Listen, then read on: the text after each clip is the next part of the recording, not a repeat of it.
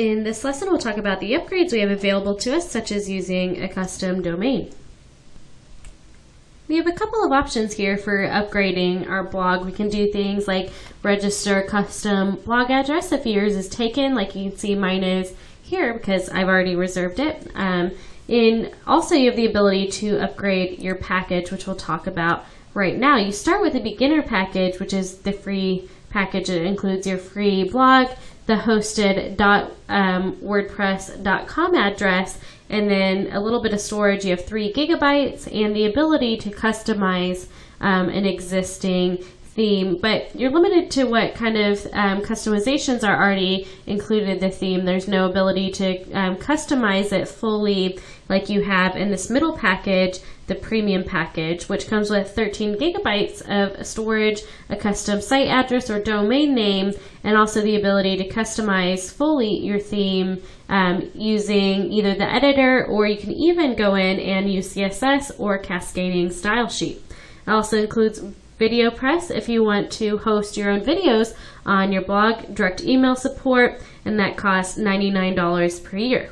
The business package has everything before, but you also get things like unlimited space, the ability to do e-commerce on your site if you want a business site, and then unlimited premium themes, which we'll learn about in a couple lessons, and support through live chat, and that's a bit more expensive at $300 per year, which you can try the free and see if that gets you where you want, and if not, you could try some of these other packages if you want. They're free for 14 days, or you can upgrade if you decide you need more functionality than is included in the free version.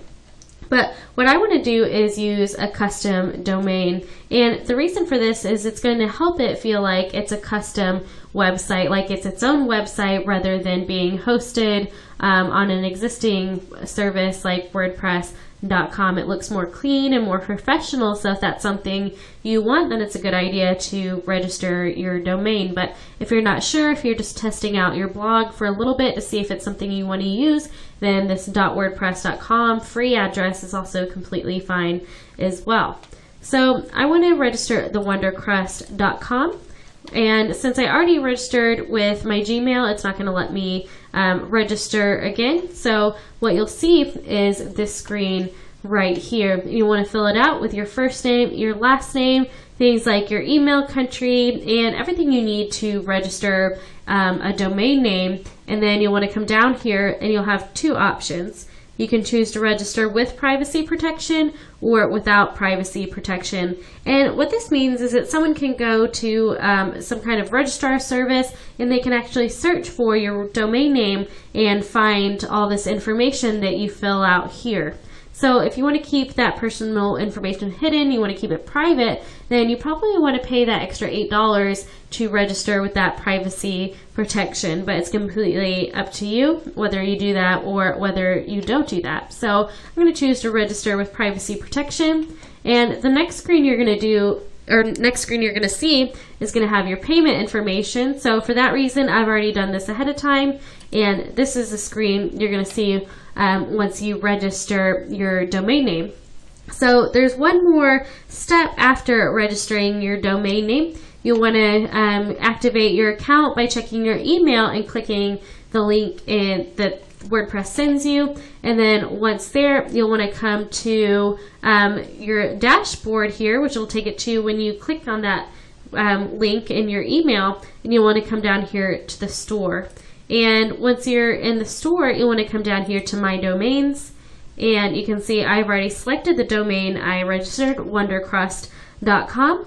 Or if you haven't done that, if you just registered your domain, you'll want to make sure that you change it from the default it gives you to whatever you purchased. And this is now what people are going to type in to find your blog. And that's really all there is to registering a domain through WordPress.com. But there's another way to do this. You can also map a domain name you already own. So if you've already purchased a domain through a registering service like GoDaddy or Hover or something like that, you also have the ability to map a domain. So you'd want to do that here if you don't want to purchase it through WordPress.com. And there's a couple steps you'd want to go through to do that, but that's kind of outside of the scope for this course. I don't want to dive into things like DNS or domain name servers. So if you don't already have one, I recommend doing it through WordPress.com because you can see how easy it is. There's just a couple steps here to using that custom domain like I do now. So now that we know how to upgrade our site and use things like a custom domain, in our next lesson we're going to talk about the reader on WordPress.com.